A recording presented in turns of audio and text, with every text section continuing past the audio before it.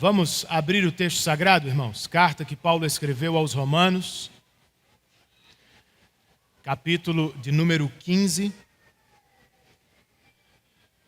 Hoje pela manhã nós vamos estudar do verso 14 ao verso de número 21. Epístola aos Romanos, capítulo 15, verso 14 ao verso de número 21.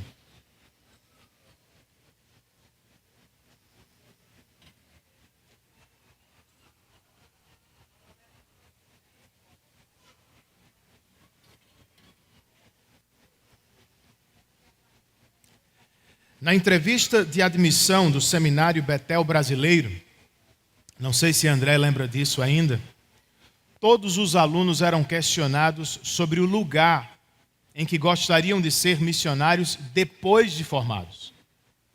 Levi, desde então, já sabia que queria ir à África. Eu e Sabrina, por uma sugestão meio estranha, dissemos que gostaríamos de ser missionários na Argentina. Compramos o mapa da Argentina e durante todo o primeiro ano de curso, nós estudamos e oramos sobre as cidades menos alcançadas daquele país. Resultado? Nunca fomos à Argentina. Nem mesmo para conhecer o tal do tango, irmãos. Em vez disso, ainda recém-formado, eu me envolvi com a docência no seminário. E um pouco depois, acabei me tornando pastor desta igreja local. Contudo, mesmo estando distante, geograficamente falando, do campo missionário, meu coração nunca mais se afastou da preparação missionária. Alunos do seminário que, Deus querendo, são lançados ao campo distante, e os crentes de nossa igreja local, que precisam ser desenvolvidos no cumprimento da mesma missão: fazer discípulos de Cristo Jesus e para a glória de Deus. Esta é a parte que me cabe até aqui. Foi para o que Deus me chamou. Na verdade, irmãos, foi para o que Deus nos chamou. E é por isso que, de formas variadas, todos nós precisamos estar juntos na missão que o Senhor nos confiou. E é sobre isso que trata o texto que vamos estudar. E eu quero ler com vocês Romanos 15, do verso 14 ao verso de número 21. Paulo escreve: e eu mesmo, meus irmãos, estou certo de que vocês estão cheios de bondade, têm todo o conhecimento e são aptos para admoestar uns aos outros. Entretanto, eu lhes escrevi, em parte mais ousadamente, como para fazer com que vocês se lembrem disso outra vez, por causa da graça que me foi dada por Deus, para que eu seja ministro de Cristo entre os gentios, no sagrado encargo de anunciar o Evangelho de Deus, de modo que a oferta dele seja aceitável, uma vez santificada pelo Espírito. Tenho, pois, motivo de gloriar-me em Cristo Jesus nas coisas concernentes a Deus, porque não ousarei falar sobre coisa alguma, a não ser sobre aquelas que Cristo fez por meio de mim, para conduzir os gentios à obediência, por palavras e por obras, por força de sinais e prodígios, pelo poder do Espírito de Deus. Assim, desde Jerusalém e arredores, até o Ilírico, tenho divulgado o Evangelho de Cristo, esforçando-me deste modo por pregar o Evangelho, não onde Cristo já foi anunciado, para não edificar sobre alicerce alheio. Pelo contrário, como está escrito, aqueles que não tiveram notícia dele o verão, e os que nada tinham ouvido a respeito dele o entenderão. Vamos orar mais uma vez? Senhor, esta é a tua palavra. E agora que estamos diante dela, nós nos lembramos do que disse Jesus a Satanás por ocasião de sua tentação no deserto. Teu filho disse que nem só de pão viverá o homem, mas de toda palavra que procede da boca de Deus. Nós cremos nisso, somos testemunhas disso. E por esta razão, mais uma vez, nós te rogamos, fala aos nossos corações e alimenta a nossa alma. Nós dependemos da ajuda de Teu Espírito e te pedimos tudo isso, Senhor, em nome de Teu Filho. Amém.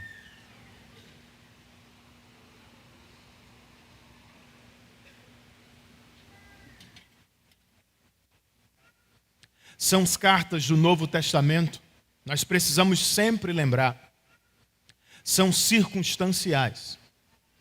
Elas nascem de e respondem às situações reais da Igreja de Cristo.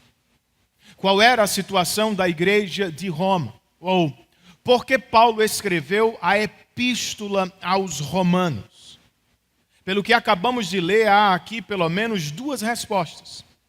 Primeiro, Paulo nos diz que escreveu para fazer com que vocês se lembrem. Se lembrem de quê, irmãos? Do Evangelho do Senhor Jesus Cristo. Da justificação mediante a fé em Cristo. E das implicações práticas de se crer no Evangelho de Cristo. Segundo, o apóstolo escreveu por causa da graça que me foi dada, para que eu seja ministro de Cristo entre os gentios. Notem isso. Paulo não plantou a igreja de Roma. A esta altura de sua vida, nem sequer a tinha visitado. Mas ele é apóstolo de Cristo. O que significa que tem autoridade e palavra de Deus para todas as igrejas em todos os lugares, o que certamente incluía a igreja de Roma. Mas não só ela.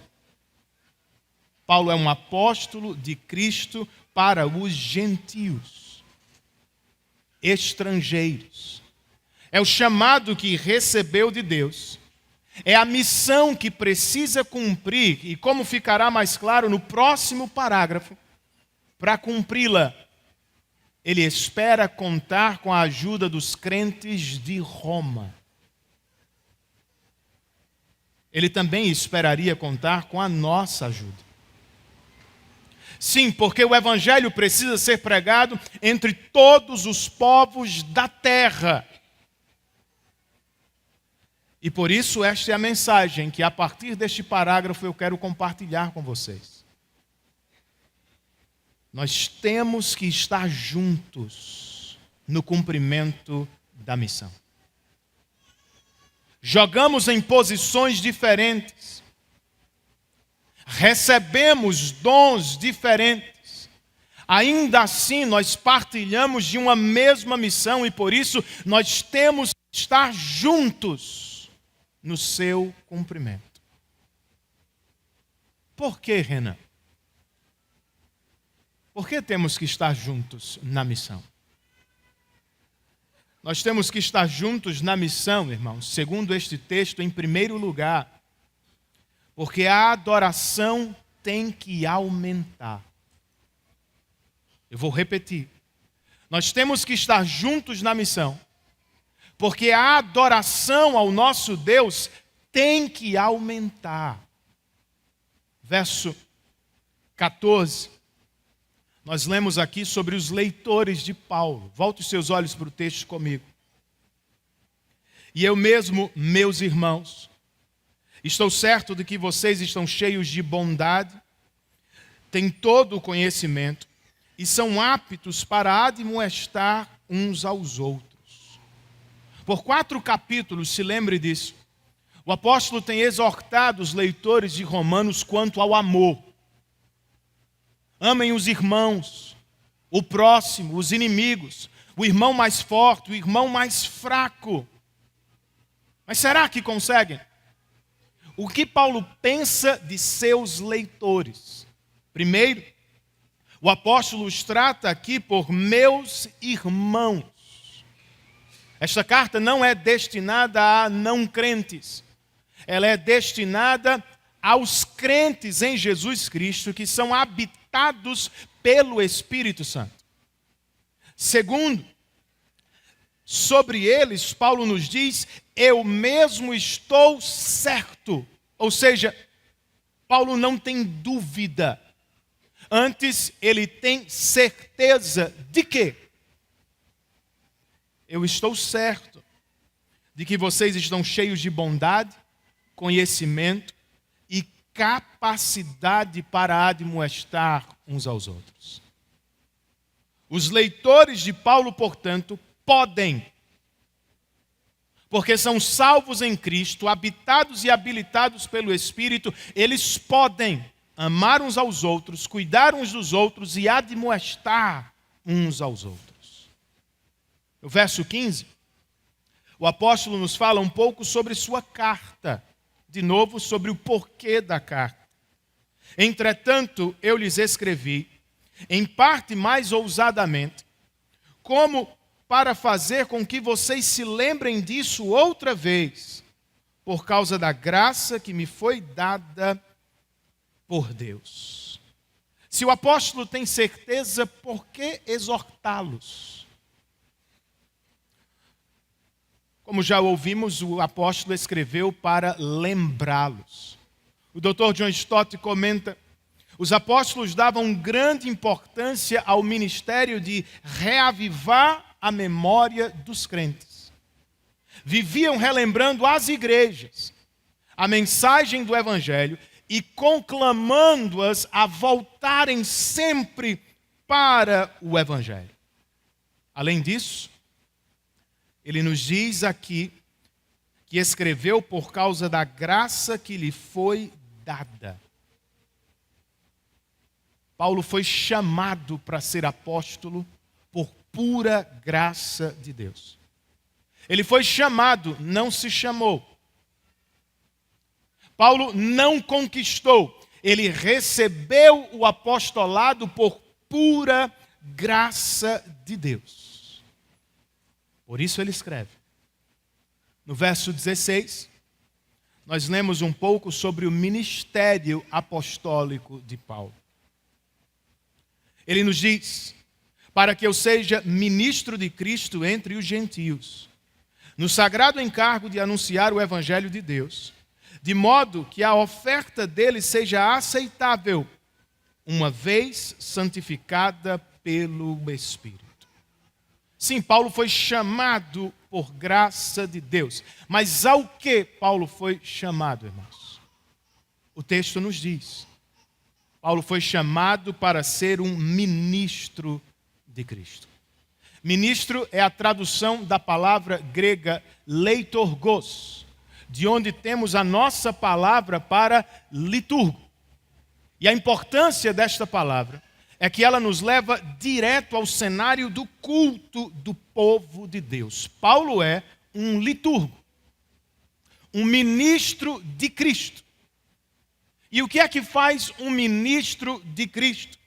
Segundo Paulo, eu fui chamado para ser ministro de Cristo no sagrado encargo de anunciar o Evangelho de Deus. Anunciar ou pregar o Evangelho não é qualquer coisa para Paulo.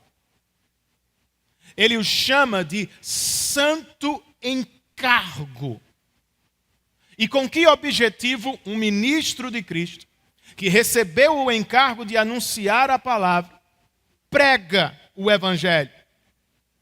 No caso de Paulo, ele nos diz aqui que prega o Evangelho aos gentios, de modo que a oferta dele se torne aceitável a Deus, uma vez santificada pelo Espírito. Oferta, assim como liturgo, nos leva de novo ao cenário do culto do povo de Deus. Ou seja, o que é que Paulo está nos dizendo? Seu grande objetivo ministerial é aumentar a adoração do nosso Deus.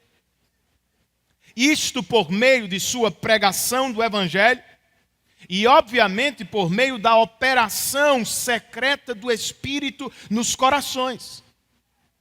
Assim, Paulo traria mais pessoas ao conhecimento e ao culto do verdadeiro e único Deus da igreja.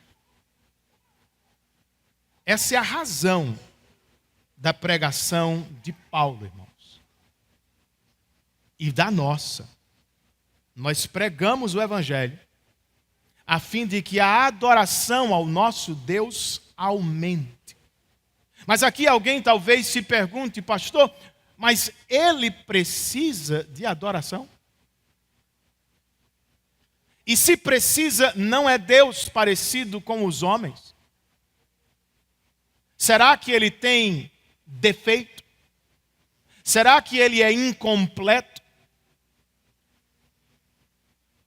Porque na terra são os homens mais cruéis e tiranos que exigem a adoração de seus súditos.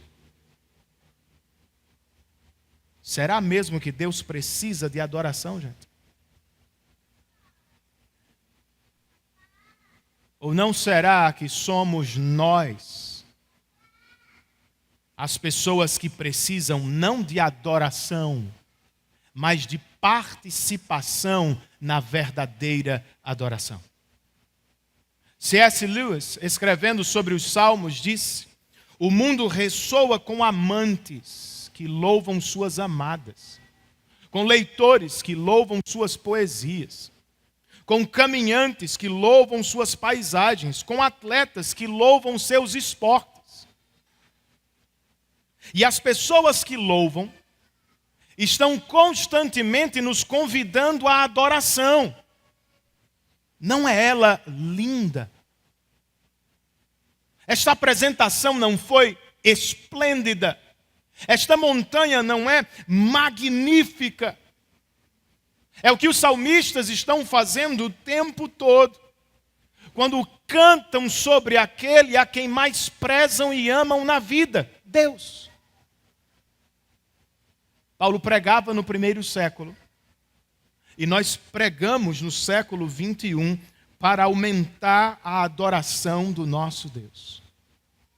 Nas palavras do pastor John Piper, missões é um movimento cujo alvo é ajudar as pessoas a parar de se acharem tão importantes, a fim de começarem a dar importância ao seu Criador. Missões é um esforço de transformar o coração das pessoas, para que Deus seja mais louvado do que as estrelas esportivas, políticas e artísticas. Missões têm por objetivo ajudar as pessoas a experimentar Deus como o maior tesouro de suas vidas. Por isso pregamos, irmãos. Para aumentar a adoração do nosso Deus e para trazer verdadeira alegria aos corações. Certo, mas o que é pregação? De acordo com este texto que acabamos de ler, é um santo encargo, que se manifesta basicamente em duas coisas: anúncio do Evangelho, lembrança do Evangelho. É o que os ministros de Cristo fazem. Ministros de Cristo ou do Evangelho, às vezes são acertadamente também chamados de ministros da palavra. Porque foi para isso que Deus os chamou. E o que lhes cabe é pregar a palavra semana após semana. Púlpito não é lugar de novas ideias. Nem é o lugar para as minhas ideias.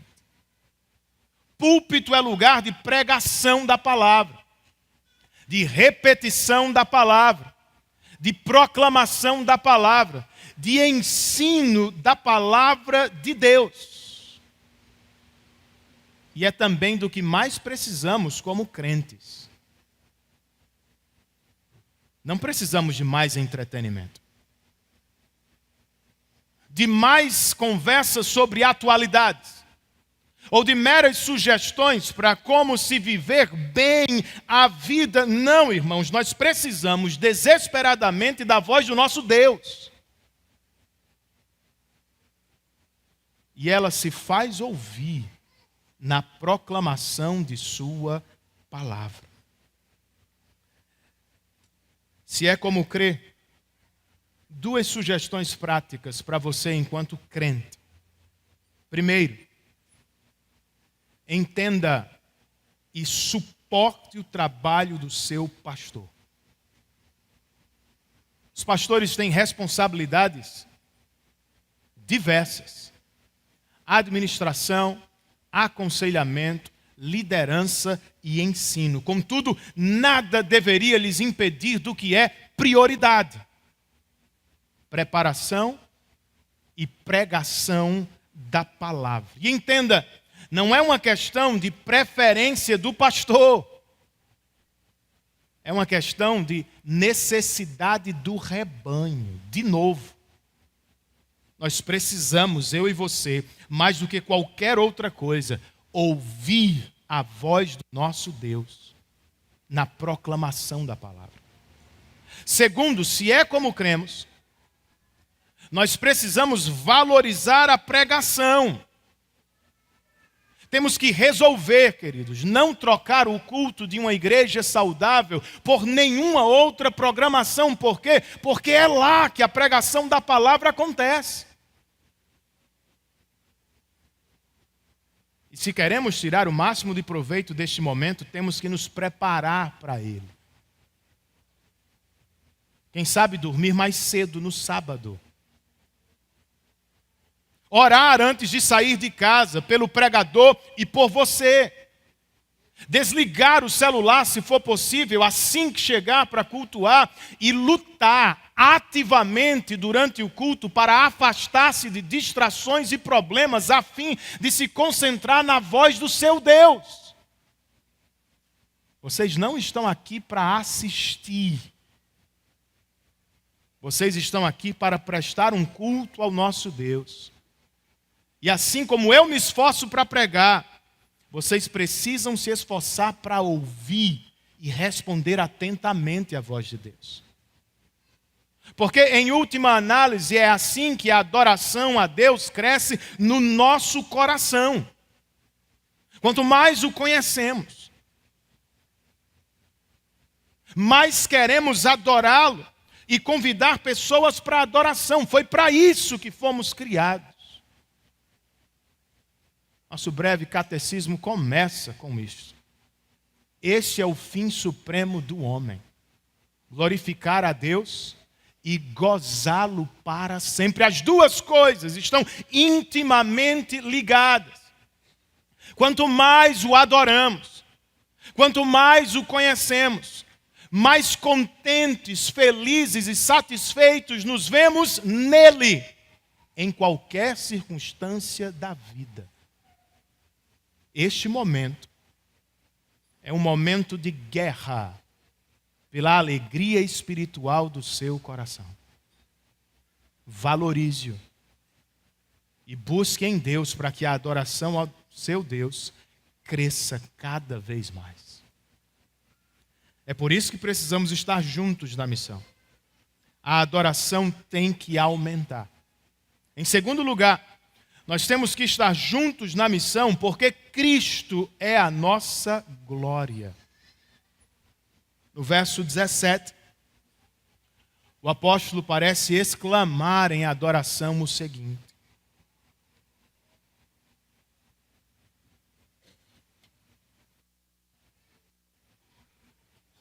tenho, pois, motivo de gloriar-me em Cristo, nas coisas concernentes a Deus.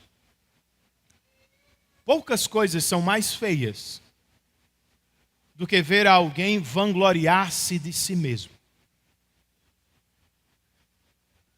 Eu sou, eu fiz, eu conquistei.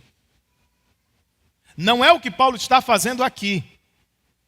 Nem foi o que ele fez em 1 aos Coríntios. Lá ele disse aos crentes de Corinto: porque decidi nada saber entre vocês, a não ser Cristo e este crucificado. Notem isso. Paulo foi chamado por graça de Deus para ser ministro de Cristo Jesus, no santo encargo de anunciar o evangelho para os gentios. E isto ele fez durante toda a vida. E agora que chega a hora de celebrar, ele não diz, eu sou, eu fiz, eu conquistei. Antes, o que nos diz é, eu me glorio em Cristo, nas coisas concernentes a Deus. Cristo é a glória do ministério do apóstolo Paulo. O que significa, pastor? Verso 18, ele explica.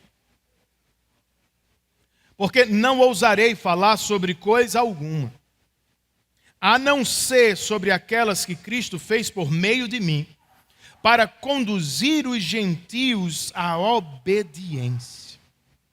Não falarei de mim, mas do que Cristo fez por meio de mim. A relação entre Cristo e seus discípulos no Novo Testamento, por vezes, é descrita como uma colaboração. O próprio Paulo, aos Coríntios, nos chama de cooperadores de Deus. Ainda assim, como explica o Dr. John Stott, Paulo não se sente à vontade para se apresentar como um parceiro de Cristo. Ele prefere ser um agente um instrumento de Cristo, de forma que Cristo age não com ele, mas através dele. O que Cristo fez, portanto, por meio de Paulo, foi suficiente para conduzir gentios ou estrangeiros à obediência. Outra forma de dizer que eles foram conduzidos à fé salvadora, que se manifesta na vida em obediência a Deus. Mas como aconteceu? Versos 18b e 19. Por palavra e por obras, por força de sinais e prodígios, pelo poder do Espírito de Deus. Palavra e obras. Este primeiro par indica, como destaca certo comentarista, que nós aprendemos muito mais através dos olhos do que dos ouvidos. Ele continua, seria um erro concluir que obra aqui significa só milagres. Um dos mais poderosos recursos visuais de Jesus foi tomar uma criança em seus braços. E da igreja foi acolher e cuidar de seus membros. Palavras e obras, força de sinais e prodígios. Paulo usa esse par, assim como fez Lucas em Atos, para descrever o que são milagres. O que é um milagre? Milagre, biblicamente falando, é um sinal que aponta para a chegada do reino de Deus. É um prodígio que, como coloca a NVI, traz maravilha aos olhos daqueles que o testemunham. O único outro lugar em que Paulo usa este par é em 2 Coríntios 12, onde fala de seu apostolado. Seu apostolado foi autenticado diante de judeus e gregos por meio de sinais e prodígios. Por fim, temos pelo poder do Espírito de Deus. Como Paulo glorificava a Cristo e conduzia gentios à obediência de Deus? Por palavras e obras, por sinais e prodígios e pelo poder do Espírito Santo de Deus. Cada conversão que Paulo via era, na verdade, um encontro de poder, no qual o Espírito, através do Evangelho pregado, regenerava e salvava um pecador. É assim que você crê, irmão?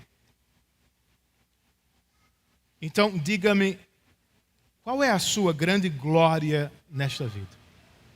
O que te levanta da cama? O que está constantemente nos teus lábios?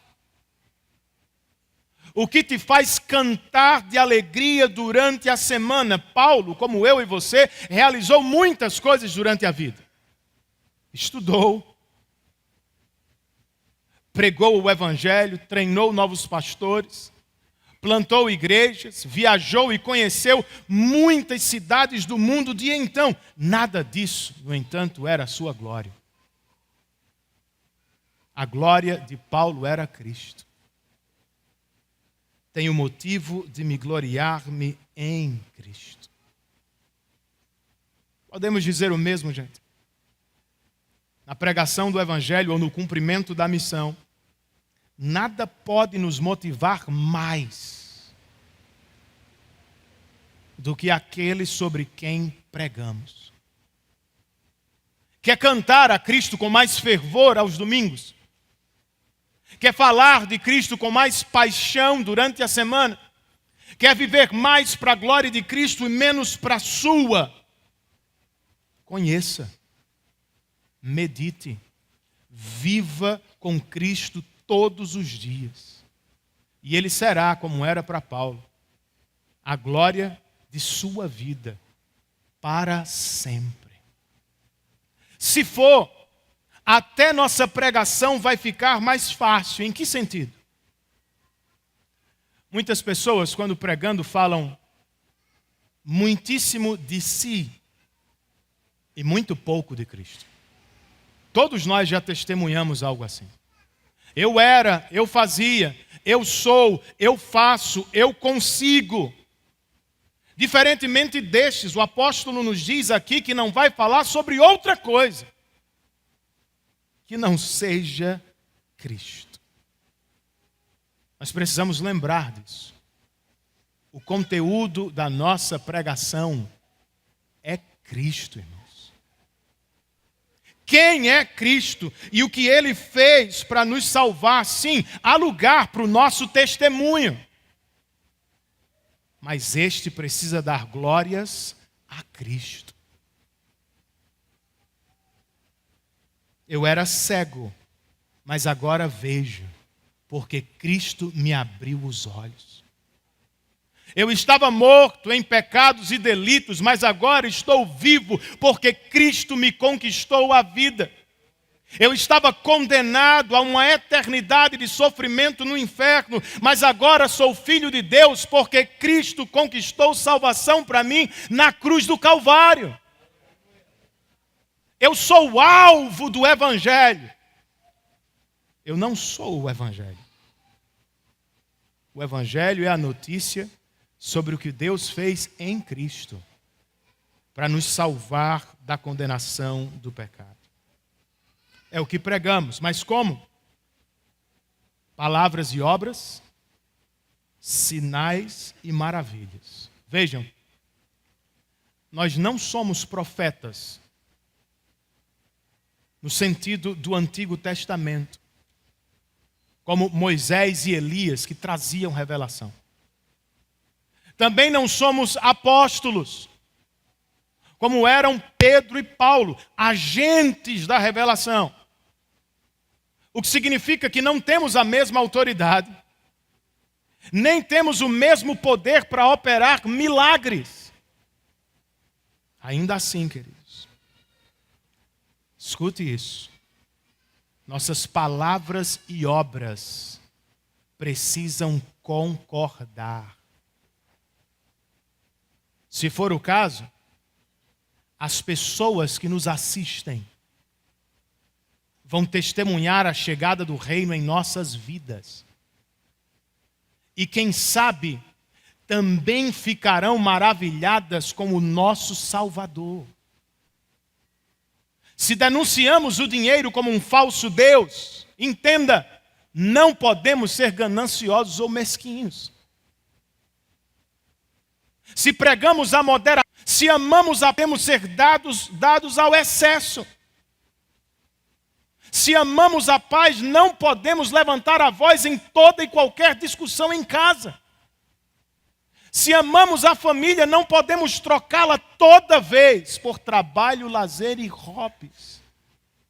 Se amamos os irmãos, precisamos incluí-los na nossa vida.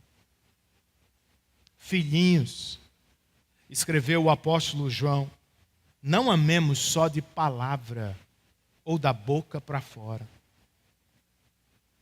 mas de fato e de verdade. Pastor, e o resultado da nossa pregação? Segundo lemos, veja isso. Paulo fala de Cristo para conduzir gentios à obediência.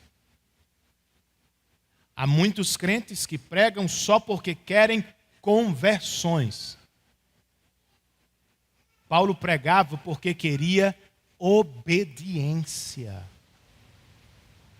E ele está em total concordância com Jesus, que no que chamamos de grande comissão nos disse: vão e façam discípulos de todas as nações, batizando-os em nome do Pai, do Filho e do Espírito Santo e ensinando-os a guardar, obedecer todas as coisas que tenho ordenado a vocês.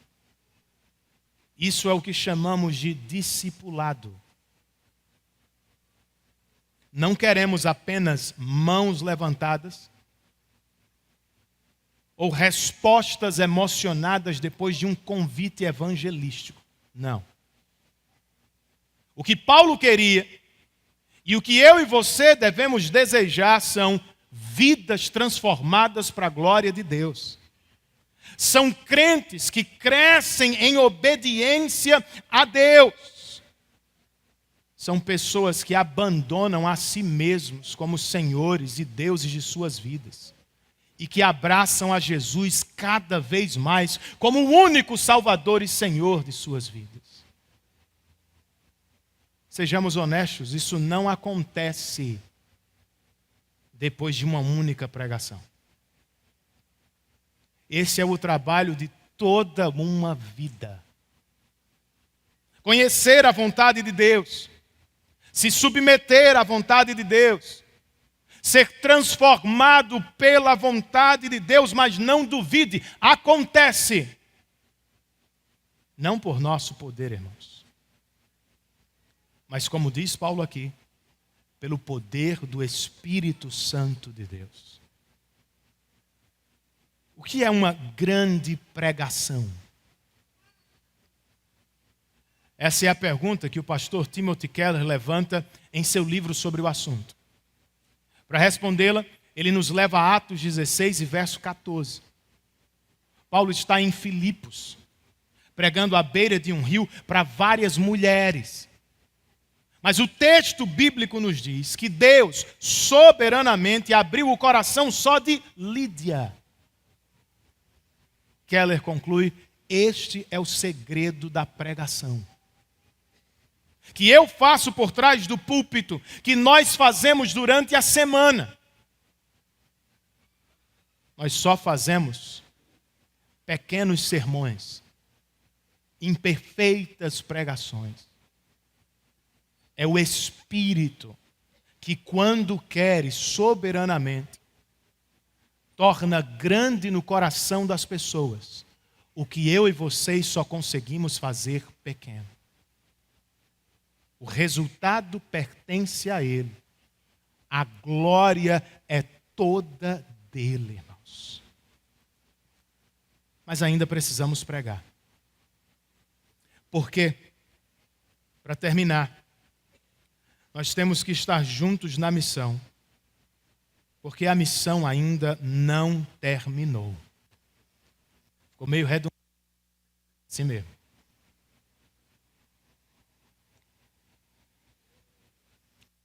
Nós temos um breve relatório.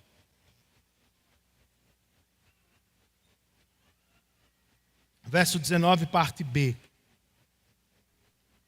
Paulo nos diz assim: desde Jerusalém e arredores, até o Ilírico, tenho divulgado o Evangelho de Cristo. É um relatório muito modesto, que cobre mais de 10 anos de ministério e que contempla as 3 famosas viagens missionárias do apóstolo. A expressão desde até o, no grego, é uma só palavra, kyklo. E ela seria mais bem traduzida por ao redor de. Partindo de Jerusalém, Paulo vai a Antioquia da Síria. E de lá mais para o norte e para o oeste, atravessando, ele chega às províncias da Ásia Menor, atravessando o mar Egeu até chegar a Macedônia. De lá ele segue para o sul da Acaia. E novamente atravessando o mar Egeu e via Éfeso, ele volta a Antioquia e a Jerusalém. É o roteiro que cabe dentro deste círculo do relatório. Mas qual é a informação mais importante do relatório? É o que Paulo fez, irmãos. Ele não só conheceu novas cidades, fez novos amigos. Ele nos diz aqui, eu tenho divulgado o evangelho de Cristo. Tenho divulgado peplerokenai, que significa encher plenamente, satisfazer totalmente. Entenda, Paulo não está dizendo que saturou todas as cidades, vilarejos e distritos deste círculo com o evangelho, não. Sua estratégia, como nos lembram os estudiosos, era plantar igrejas em grandes cidades e entregar a missão da evangelização das cidades vizinhas a estes crentes. Então, o que ele está nos dizendo aqui é circunscrito, limitado à missão que recebeu de Cristo. O que Cristo me deu, eu cumpri plenamente. E agora? O que lhe resta, o que Paulo tem em mente para o futuro? A resposta só vai surgir com mais clareza no próximo domingo. Aqui, porém, no verso 20, nós temos o registro da política missionária de Paulo. Ele nos conta, esforçando-me deste modo, por pregar o evangelho não onde Cristo já foi anunciado, para não edificar sobre alicerce alheio. Esforço-me.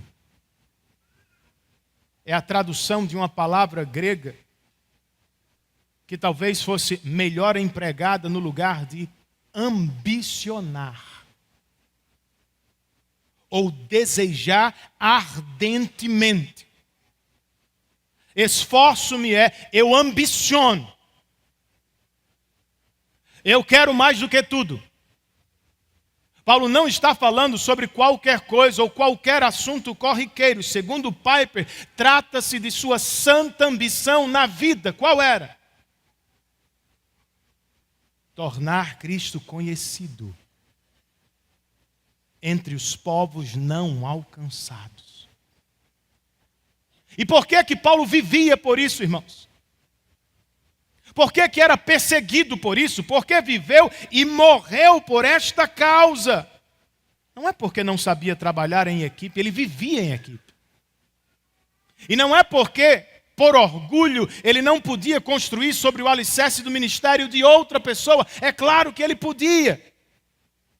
Então, por que é que deliberadamente ele vivia correndo? Verso 21. Pelo contrário, eu quero isso, porque como está escrito, aqueles que não tiveram notícia dele o verão, e os que nada tinham ouvido a respeito dele o entenderão. A santa ambição de Paulo tem a ver com o cumprimento das Escrituras. Paulo está citando Isaías 52. Texto que promete que o servo sofredor, ou o Salvador prometido, seria conhecido por todo o mundo. É o que move o apóstolo. É o que faz dele o que alguns chamam hoje de missionário pioneiro. Ele não vai parar em uma única cidade, ele vai continuar correndo, viajando, pois está tomado por esta santa ambição: tornar Cristo conhecido e desejado entre os povos não alcançados.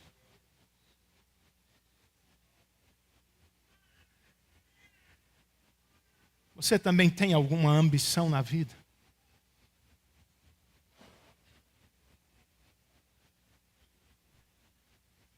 Ela é santa, irmã. Ela é pura, jovem. Ela está alinhada minimamente com a ambição do apóstolo.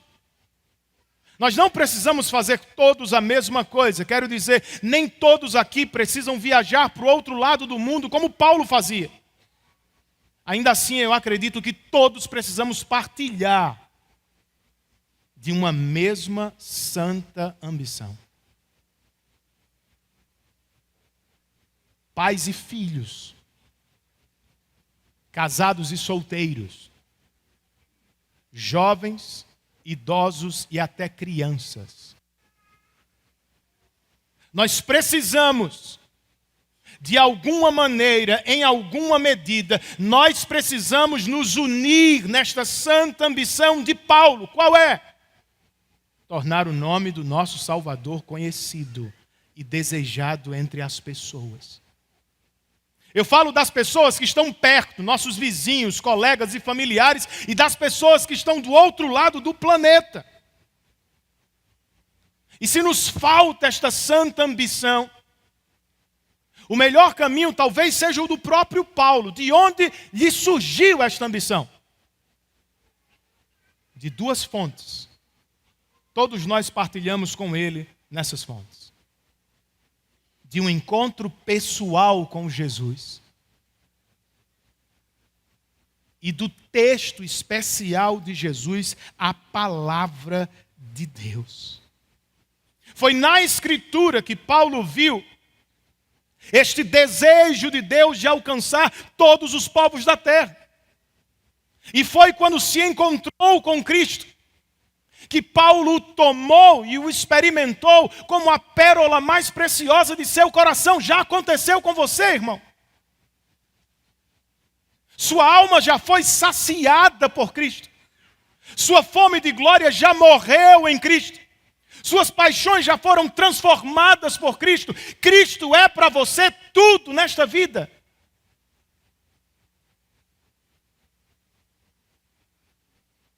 Continue lendo a sua Bíblia, satisfazendo-se no seu Salvador e orando a Deus para que as ambições santas dele mesmo se tornem também as suas. Nós temos que buscar a Deus por isso, irmãos. Nós temos que nos importar com missões. Porque diante de nós há uma imensa necessidade. De acordo com a organização missionária Joshua Project, há 7.000 povos não alcançados no planeta Terra. 7.000 povos sem presença do Evangelho. E veja, a questão não é que queremos ser a maior religião do mundo, ou que queremos ter igrejas em todas as cidades do mundo. Não, não. A questão são as pessoas. Destes 7.000 povos, que diante de Deus, segundo Romanos 1, são indesculpáveis. Estão perdidas em seus próprios caminhos. E por causa de seus pecados se acham sob a condenação da ira de Deus. A maior necessidade destes povos não é dinheiro, não é saúde, não é educação, É ouvir e crer em Jesus Cristo, porque como diz Romanos 1, Ele é o poder de Deus para a salvação. Nós temos que nos importar, irmãos.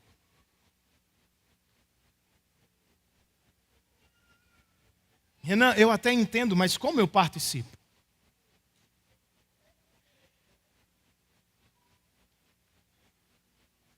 Talvez Deus esteja chamando você para se unir a Paulo como um missionário pioneiro.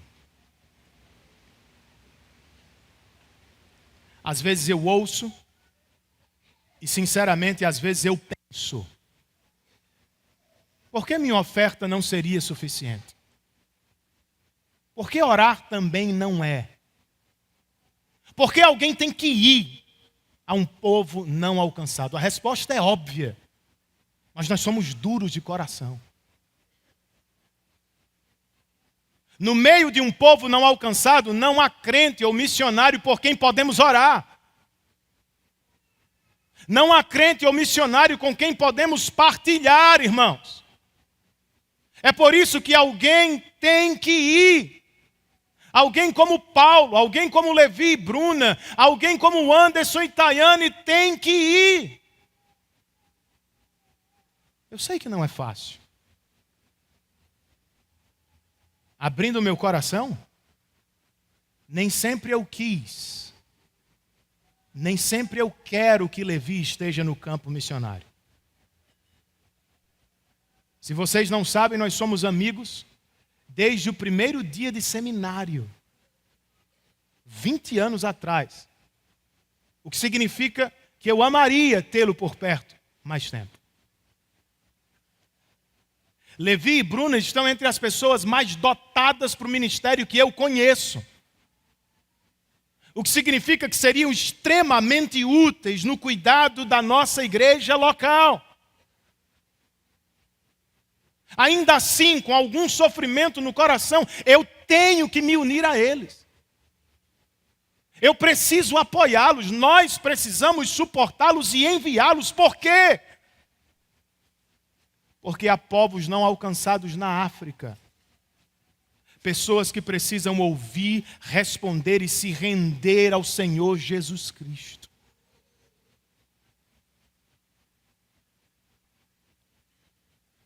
No entanto, não é a única maneira de participar. A estratégia de Paulo: plantar igrejas em grandes cidades, formar ali lideranças e enviá-los em missão naquele mesmo local. Qual é a nossa estratégia de missões urbanas? Já se perguntou? Alguém já te questionou sobre isso? Quando é que vocês fazem evangelismo? É simples a resposta, mas pode ser poderosa na mão do Espírito, se respondermos a Ele.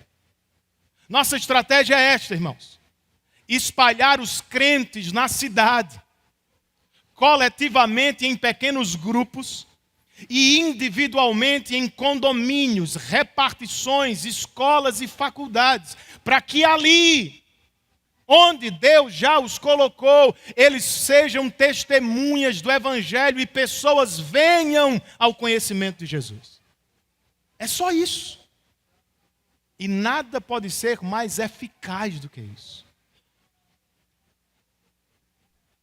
A grande questão é: será que estamos envolvidos com essa estratégia?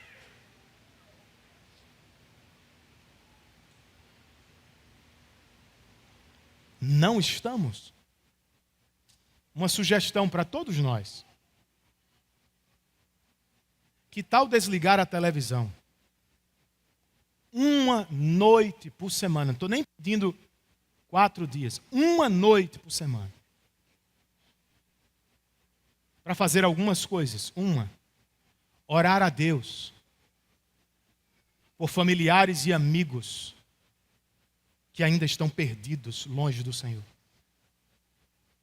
Desligar a televisão uma noite para ler e aprender sobre evangelismo e missões. Uma noite, algumas horas. Uma noite.